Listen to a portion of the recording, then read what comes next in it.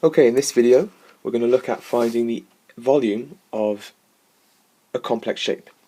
So the question is to find the volume of this shape here. At first glance it's very difficult to do, but what we can do, and what you will be expected to do in these sorts of questions, is to split this shape into two or more shapes that you can quite easily find the area of. So hopefully you can see here that you can split this shape into two cuboids. So you can just see that we put that line there and we split this cuboid away from this cuboid. Alright then, to find the volume of a cuboid, it is,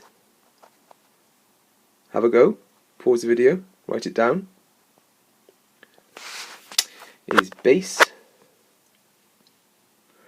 times height times width, okay, and that equals the volume of a cuboid. Any cuboid, that is the formula. So let's apply it to cuboid A. Let's do it here. Cuboid A. Alright then. So what's our base? Well, our base is 8 centimeters multiplied by our height, in this case is 10 centimeters, multiplied by our width, which in this case is 11 centimeters. Okay, so that becomes a nice 880 centimeters cubed. Fantastic. Right, easy as that. Let's find the area of cuboid B. Alright then. So, what is our base for cuboid B? Well, it is 13 centimeters multiplied by our height, which in this case is 5 centimeters, multiplied by our width, which is the same, it's 11 centimeters. Okay, now you can see that because the width of the cuboid doesn't change throughout. Alright, doesn't change without, and we're going to look at that in a bit more detail next lesson. When you have a uniform cross section of a shape, it has a different name. You can think about that before next lesson. But back to this example, so that gives us 715 centimeters cubed.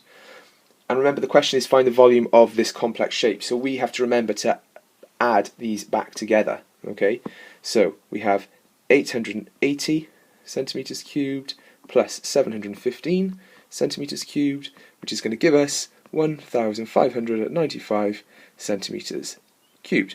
That's our answer there. Alright then, what I'd like you to do, I'd like you to go over this example. It's very simple, I know, but make sure you're completely sure of how you go about doing this, and then I want you to try the assignment sheet or the worksheet that's attached on Edmodo below this video. It's very simple, but you need to do it before the next lesson because we have to move on to more complex questions. Alright, make sure you do that, and make sure you click turn it in once you have watched the video and done the assignment, so I know that you've done it, and leave feedback. You don't need to upload anything, just need to leave feedback. Choose a face, smiley, sad, or whatever. Okay, see you next lesson.